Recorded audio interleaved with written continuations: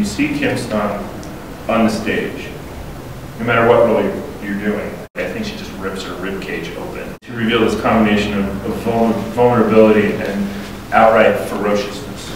And I sit there sometimes and I watch you in Ruined, and I watch you in some of these plays, and I think, she's going to do this 8 times this week. How do you even approach things so that you, I mean, do you save up? I mean, do you hold back? What's your approach? Well, Ruined was very unique because I literally went home every 2 weeks. I went home to my home in California. In order to sustain going to the Congo 8 times a week, I literally had to fly home to California. Within a 24-hour period, we would come down on Sunday afternoon. I'd fly in on Sunday afternoon and come back Tuesday, right before the Tuesday performance. I needed to walk into my home and hug my child and just get centered, anchored to come do that the next eight performances. We, of course, all know Israel Hicks as the history-making director at the Denver Center, who became the first director in the world to direct the entire August Wilson canon for one theater company, which will always be a great point of pride for the Denver Center. How many of those 10 plays do you think you did? I think I did, well, I think I did like 4 here, but I did 6 with him. So how was it for you performing in Ruined, knowing that he was supposed to be your director? Oh, it was the most difficult experience of my life. Yeah. I was petrified. I didn't know, there's certain things I never knew how I would do without Israel. Fences is a play. I never imagined I could do it with anybody else but Israel. Ruined is another one. And I say that because there's certain roles where you have to feel a safety to go certain places, to be exposed and to be that raw. Right. You need to feel safe, and he was the only director I ever felt safe with. So I want to go back to one of my favorite subjects, which is the opportunities that Israel Hicks made available for you to play, the roles that you have played at the Denver Center, because it talks about the issue of race and casting. When does it matter and when does it not? Well, I think if you have a great if you have a great playwright who structures a play in a way that you literally just have to step back and say, okay, I'm willing to take this ride. Let me just go with it, because it's all right here, right in front of me, in this script. When you are willing to surrender to that, I don't think it matters. Nobody can touch your resume, but do you ever wonder does it make you mad? I mean, when you think about all the other great black actors who've come before you who maybe would never get a chance to play a Blanche or to play a Linda because we just say that's a white person. Well, I'm just glad that people like Randall Myler and Israel Hicks and Don Marley and Ken Thompson say, let's do something different.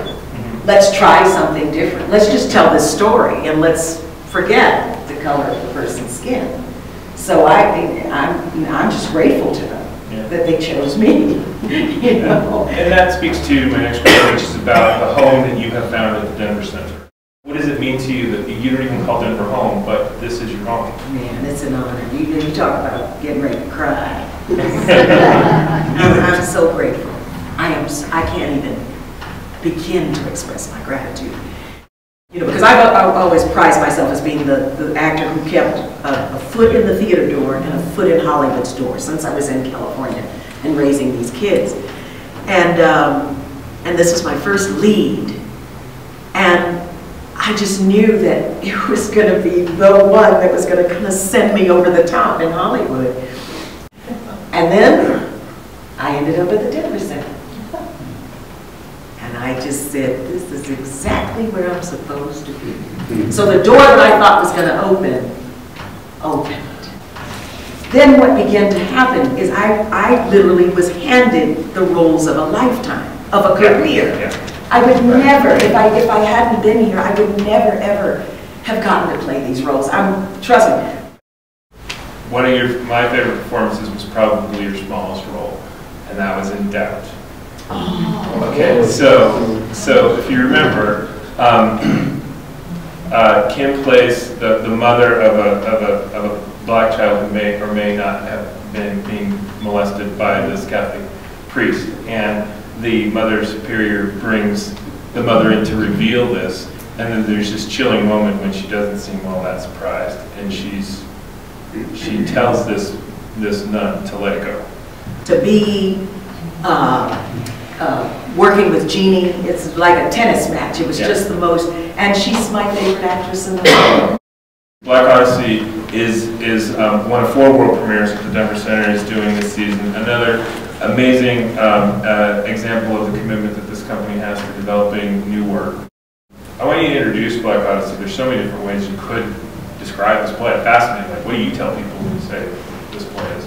I just say it's an adaptation of Homer's epic, The Odyssey. It's about a journey of a black man coming from the military. He's trying to get home, but in order to get home, he has to take a journey, and he has to collect valued history in order to get home. It's a play about fate, it's a play about lessons learned, it's a play about destiny. I think it transcends race and culture. I think it just, like Homer's epic, The Odyssey, it speaks to everybody. I'm always curious to hear what people who aren't based here tell me that people are saying about the Denver Center from a national perspective. Like, what's our reputation? Oh, man. People are dying to be here in any capacity. Oh, this is the best place in the world to work, and I'm not joking.